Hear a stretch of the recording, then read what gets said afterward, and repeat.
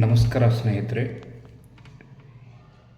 ಈ ನವಂಬರ್ 1ರಲ್ಲಿ ಅಥವಾ ನವಂಬರ್ ತಿಂಗಳಿನಲ್ಲಿ ಮಾತ್ರ ನಮ್ಮ ಕನ್ನಡ ಅಭಿಮಾನ ಇರಬಾರ್ದು. ಪ್ರತಿನಿತ್ಯ ನಾವು ದೈನಂದಿನ ಕಾರ್ಯಗಳಲ್ಲಿ ಹೆಚ್ಚಾಗಿ ಕನ್ನಡ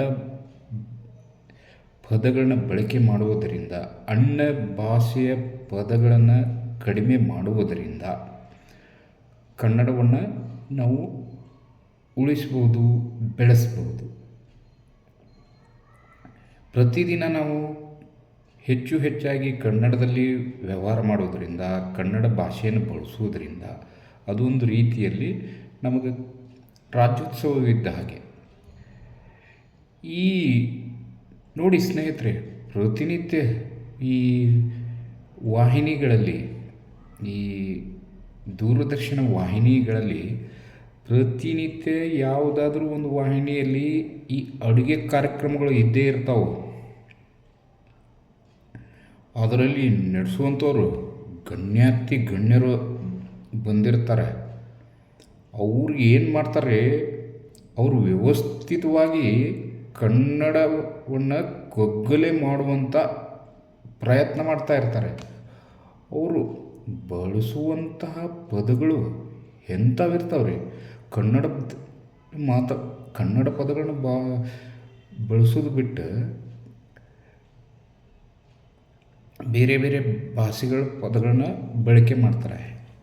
ನಿಜವಾಗಿ ಇರೋದು ಆ ವಾಹಿನಿ ಕನ್ನಡದ ಭಾಷೆಯ ವಾಹಿನಿ. ಆದರೆ ಆ ಅಡುಗೆ ಕಾರ್ಯಕ್ರಮದಲ್ಲಿ ನೋಡಿ, ಅವರು ಪ್ರಾರಂಭದಲ್ಲಿ ಏನು ಹೇಳ್ತಾರೆ, ಹಾಂ ಬನ್ನಿ ನಾವೀಗ ಸ್ಟವ್ ಆನ್ ಮಾಡೋಣ.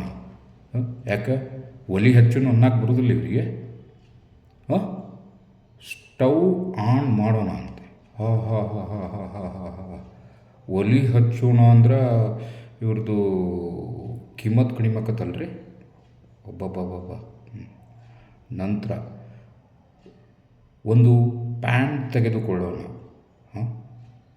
ಪ್ಯಾನ್ ಯಾಕೆ, ತವ ಅಂದರೆ ಏನಾಗುತ್ತೆ, ಹಂಚಂದ್ರೆ ಏನಾಕತಿ, ಪಾತ್ರೆ ಅಂದರೆ ಏನಾಕತಿ. ಅಲ್ಲಿ ಕನ್ನಡ ಪದಗಳು ಬಳಕೆ ಮಾಡ್ಬೋದಲ್ಲ. ಆಮೇಲೆ ಅವರು ಶುರು ಮಾಡ್ತಾರೆ, ಡೀಪ್ ಫ್ರೈ ಮಾಡೋಣ ಅಂತೆ.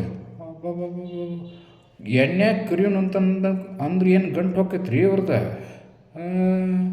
ಆಮೇಲೆ ಶಾಲೋ ಫ್ರೈ, ಸ್ವಲ್ಪ ಎಣ್ಣೆ ಹಾಕಿ ಹುರ್ಕೊಂಡು ಅಂದ್ರೆ ಏನಾಕತ್ರಿ. ಇವರು ಇದೇನು ಅಡುಗೆ ಕಾರ್ಯಕ್ರಮದ ವಾಹಿನಿಯಲ್ಲಿ 170ಕ್ಕಿಂತ ಹೆಚ್ಚಿಗೆ ಬೇರೆ ಭಾಷೆ ಶಬ್ದಗಳ ಬಳಕೆ ಆಗ್ತವೆ. ಇವರು ವ್ಯವಸ್ಥಿತವಾಗಿ ಕನ್ನಡದ ಕಗ್ಗೊಲೆನೇ ಮಾಡ್ತಾ ಇದ್ದಾರೆ. ದಯವಿಟ್ಟು ಈ ಸುದ್ದಿ ವಾಹಿನಿಯಲ್ಲಿ, ಕನ್ನಡದ ವಾಹಿನಿಗಳಲ್ಲಿ ಬರ್ತಕ್ಕಂಥ ಅಡುಗೆ ಕಾರ್ಯಕ್ರಮದಲ್ಲಿ ಭಾಗವಹಿಸ್ತಕ್ಕಂಥವರು, ದಯವಿಟ್ಟು ನೀವೊಬ್ಬರು ಗಣ್ಯ ವ್ಯಕ್ತಿಗಳಾಗಿರ್ತೀರಿ.